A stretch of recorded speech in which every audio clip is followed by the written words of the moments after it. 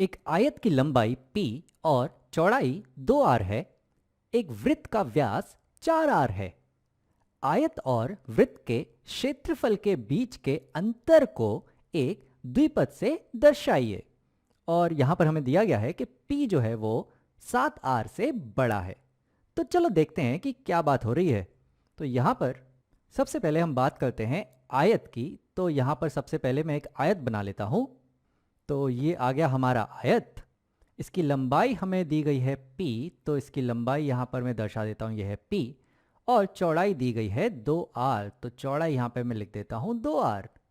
तो इसका जो क्षेत्रफल होगा, आयत का क्षेत्रफल यानी कि एरिया, ये बराबर होगा चौड़ाई गुणा लंबाई, यानी कि ये होगा 2rp। चलो बात करते हैं वृत्त की। तो हमें एक वृत्त दिया गया है, तो यहाँ पर मैं एक वृत्त बना लेता हूँ।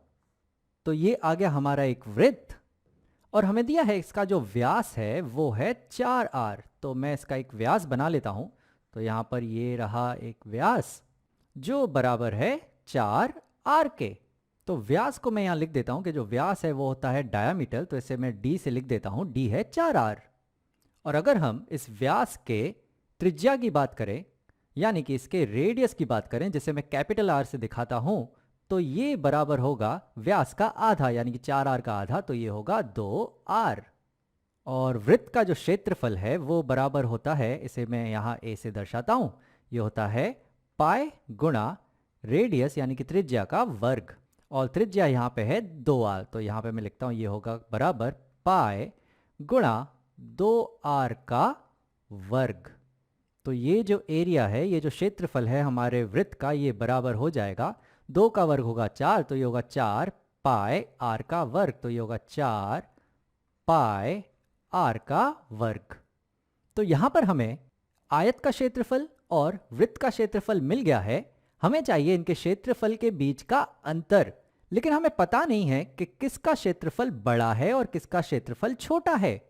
तो हम कौन से क्षेत्रफल में से कौन सा क्षेत्रफल घटाएं, ये हमें पता नहीं चल रहा है। तो चलो देखते हैं हमें और क्या जानकारी दी गई है। हमें यहां दिया है कि जो p है वो 7r से बड़ा है। तो चलो देखते हैं इसका हम कैसे इस्तेमाल कर सकते हैं।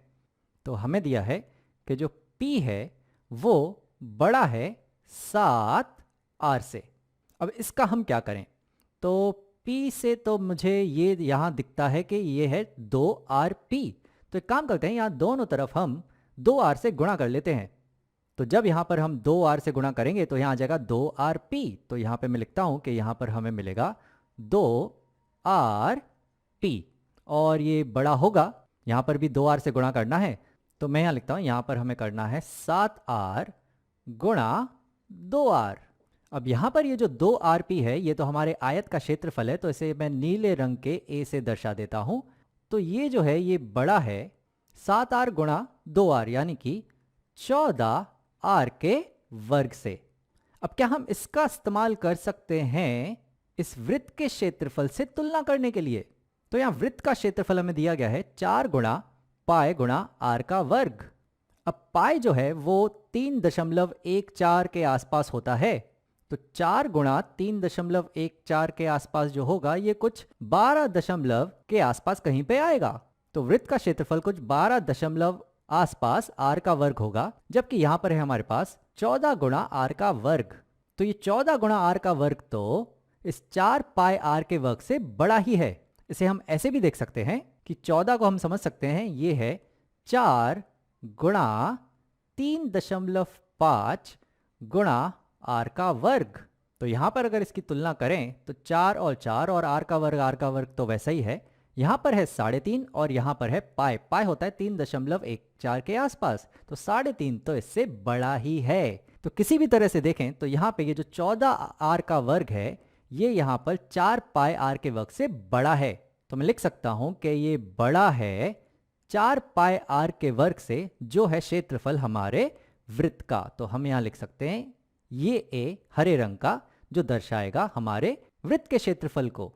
तो इस असमीका से हमें यह पता चल रहा है कि हमारे आयत का जो क्षेत्रफल है वो वृत्त के क्षेत्रफल से बड़ा है। तो अब हमें जो चाहिए था आयत और वृत्त के क्षेत्रफल के बीच का अंतर। तो ये जो अंतर होगा जिसे हमें एक द्विपद से दर्शाना है, तो इसे हम दर्शा देते हैं। पहले हम लिखेंगे हमारे आयत का क्षेत्रफल जो है 2 गुणा आर गुणा पी, और इसमें से हम घटा देंगे हमारे वृत्त का क्षेत्रफल जो है 4 गुणा पाई गुणा आर का वर्ग। तो ये हो जाएगा आयत और वृत्त के क्षेत्रफल के बीच का अंतर, जिसे हमने यहां द्विपद से दर्शा दिया है।